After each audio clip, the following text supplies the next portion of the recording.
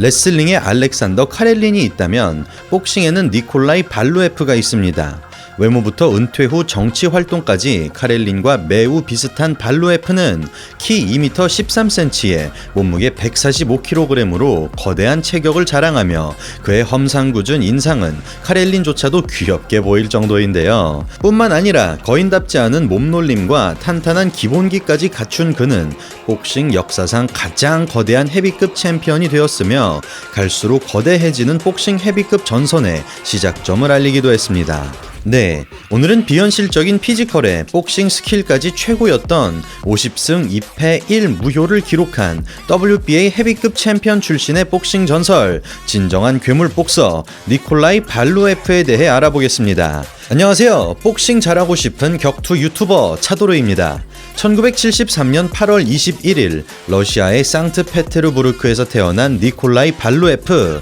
공장에서 일을 하는 그의 부모님은 두 분 모두 키가 170cm 이하로 평균 신장보다 작은 편이었지만 발루에프의 거대한 몸집과 험상궂은 외모는 그의 할아버지로부터 물려받았으며 타타르족인 할아버지와 증조부 모두 거인병을 가지고 있었다고 합니다.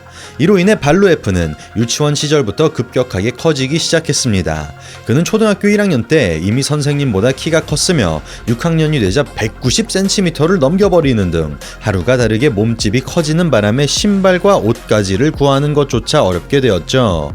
그런 거대한 체격이 눈에 띄어 여러 스포츠 코치들에게 스카우트를 받은 발루에프는 초등학교 5학년 때부터 농구를 시작하게 되었고 이후 스포츠 전문 학교로 옮기면서 일찌감치 운동선수의 길을 가게 되었습니다. 그 후 주니어 전국대회에서 우승을 거머쥐며 농구 선수로서 꽤나 성공가도를 걷고 있던 발루에프. 그러나 그는 시간이 흐를수록 농구의 어려움을 느꼈습니다. 고등학교 시절 키 2m 10cm를 넘겨버린 그는 자꾸만 몸집이 불어나는 바람에 팔굽혀펴기조차 할 수 없을 만큼 신체를 감당하기가 버거워졌고 몸이 커질수록 스피드가 느려지면서 농구와는 점점 맞지 않게 되었죠. 그리하여 그는 농구를 그만두고 원반 던지기로 종목을 옮겼고 19살에 전국 1위에 등극할 정도로 금방 두각을 나타냈으며 수구를 비롯한 다른 종목들에서도 좋은 성과를 거두었습니다만 타고난 신체 능력과는 별개로 스포츠에 크게 흥미를 느끼지 못했으며 또래의 친구들처럼 평범하게 자라지 못하는 것에 꽤나 스트레스를 받았다고 합니다. 그런 자신의 마음과는 달리 올림픽 출전을 위해 스포츠 전문센터로 가게 된 발루에프. 그는 여기서도 거대한 체격 때문에 여러 코치들의 시선을 끌었고 특히 올렉 샬레프라는 복싱 트레이너가 발루에프에게 복싱을 해볼 것을 강력하게 권유하였는데요. 이때까지 마음에 닿는 종목을 찾지 못했던 발루에프는 복싱을 접하자 처음으로 흥미를 느꼈고 그 길로 복싱 선수를 시작하기에는 비교적 늦은 나이인 20살 때부터 본격적으로 복싱 훈련에 돌입하였습니다. 이때까지만 해도 펀치를 쳐본 적이 단 한 번도 없었다는 발루에프. 그는 줄넘기부터 섀도우 복싱까지 모든 훈련이 처음이었지만 복싱을 처음 시작한 해인 1993년에 곧바로 시합에 출전하였고 미국 선수를 TKO로 꺾으며 산뜻한 출발을 알렸습니다. 이후 올림픽 출전을 목표로 두고 아마추어 선수로서 활동을 시작한 그는 23연승을 비롯하여 러시아 선수권 대회에서 2개의 은메달을 따내는 등 이미 괴물과도 같은 기량을 선보이고 있었는데요. 그런데 대뜸 첫 시합이 프로 경기로 인정되면서 아마추어 선수 자격이 박탈되고 말았고 이리하여 그는 얼떨결에 프로 선수 생활을 시작하게 되었습니다. 그리고 그는 러시아를 비롯하여 영국, 호주, 일본, 독일 등 세계 곳곳을 다니며 시합을 가졌고 5년 동안 17전 17승 14KO라는 경이로운 성적을 기록합니다.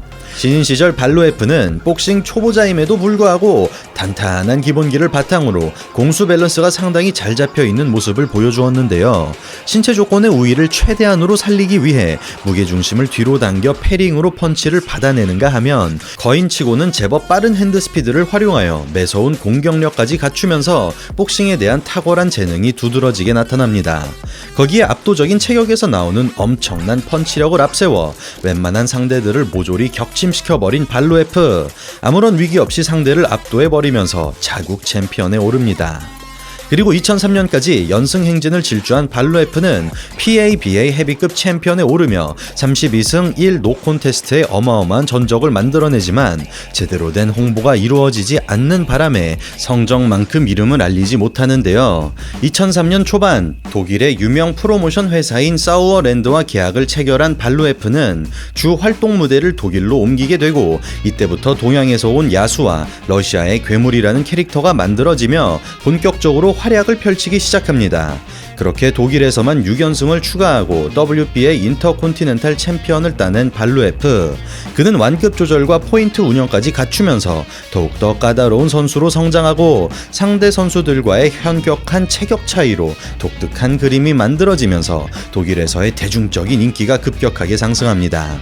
이 기세를 몰아 그는 독일의 축구 시합이나 TV쇼, 영화 출연 등 다양한 행사에도 적극적으로 참여하고 팬들의 곁에 다가가고 거물 프로모터인 돈킹과의 계약도 체결하면서 점점 슈퍼스타로 자리매김하게 되는데요.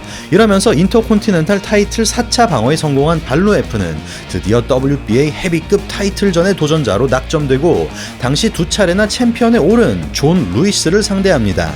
머리를 숙이고 파고 들어가 보는 루이스, 이에 앞손으로 머리를 밀어주며 거리를 유지합니다. 거리가 뚫리는 순간 가드를 잊지 않는 발루에프, 부지런하게 잽을 던져주고 재빠른 클린치로 붙잡아 놓습니다. 까다로운 발루에프의 운영에 답답한 루이스, 작은 펀치 모션을 꾸준하게 던져주는 발루에프. 시간이 흐를수록 루이스의 체력이 떨어지며 파고들기가 쉽지 않고 움직임이 적은 발루에프는 꾸준하게 페이스를 유지합니다. 되도록 무리하지 않으며 앞손으로만 상대하는 발루에프.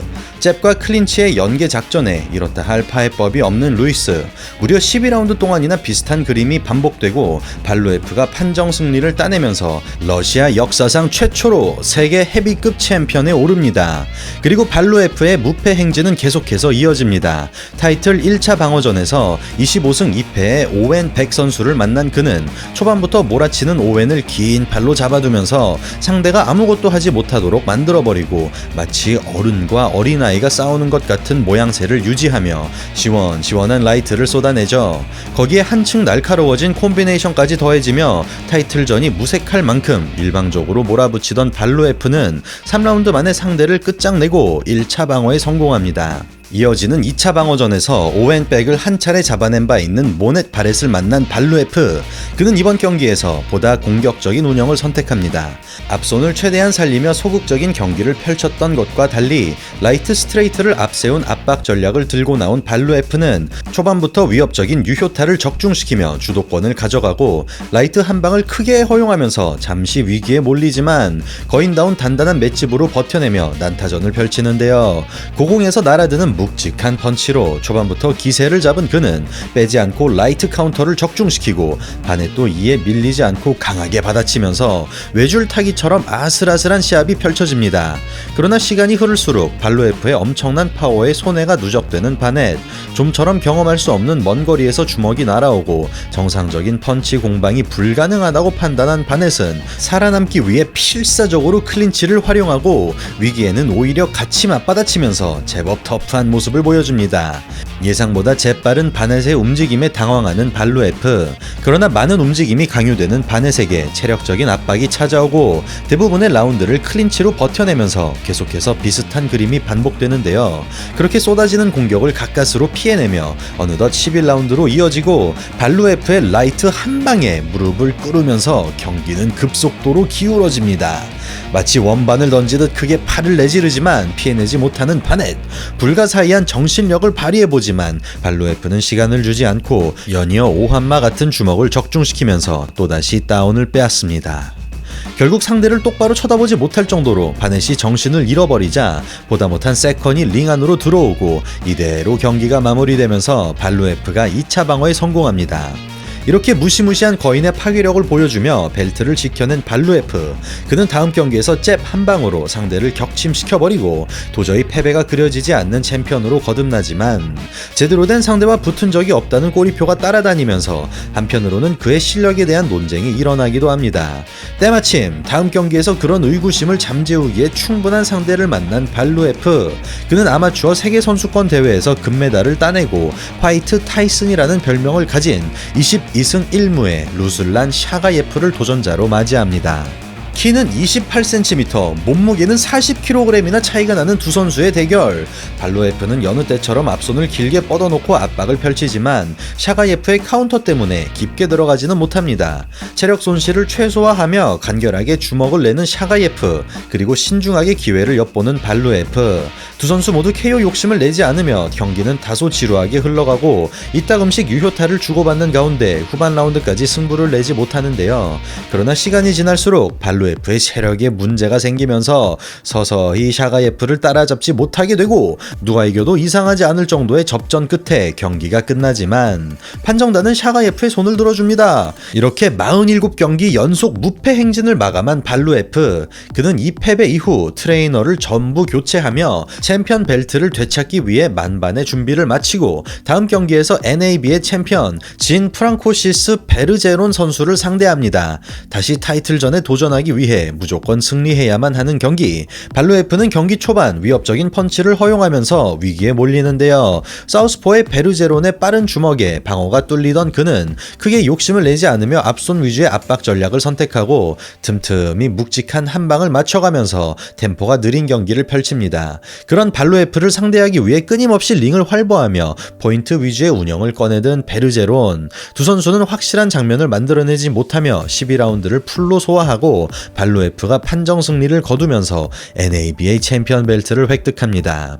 그리고 이어지는 경기에서 WBO 헤비급 챔피언 출신인 리아코 비치를 물리치고 자신에게 챔피언 벨트를 빼앗아간 루슬란 치마예프와의 재대결을 앞두게 된 발로에프.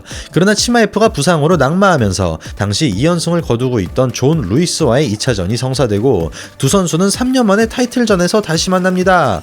그러나 이번에도 루이스는 발로에프를 넘어서지 못합니다. 발로에프의 먼 거리를 뚫어내지 못하며 잽에 호되게 당한 그는 클린치로 붙어보는 것 말고는 이렇다 할 공격을 성공시키지 못하고 1차전과 마찬가지로 판정 패배를 당하죠. 그렇게 잃었던 WBA 챔피언 벨트를 탈환한 발로에프. 당시 나이가 40대 후반에 접어든 에반더 홀리필드를 도전자로 맞이합니다. 네, 타이슨의 라이벌 그 홀리필드 맞습니다. 상대에 따른 맞춤 전략을 잘 짜오는 것으로 유명한 홀리필드. 그는 발로에프의 잽에서 벗어나기 위해 쉴 새 없이 움직여주고 순간순간 빈틈을 놓치지 않고 유효타를 맞춰주면서 거인을 상대하는 최적의 방법을 보여줍니다.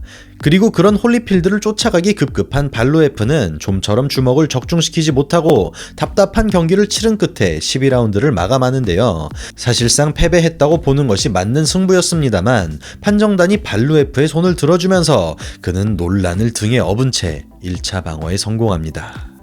어찌됐든 30대 후반이라는 적지 않은 나이에 챔피언 벨트를 지켜낸 발로에프. 아쉽게도 그의 선수 생활은 다음 경기에서 마무리됩니다. 그는 영국의 데이빗 헤이와의 방어전에서 빠른 발을 따라잡지 못하며 다소 무기력하게 패배하고 경기 후 사흘 만에 말단 비대증에 따른 건강상의 이유로 은퇴를 선언하죠.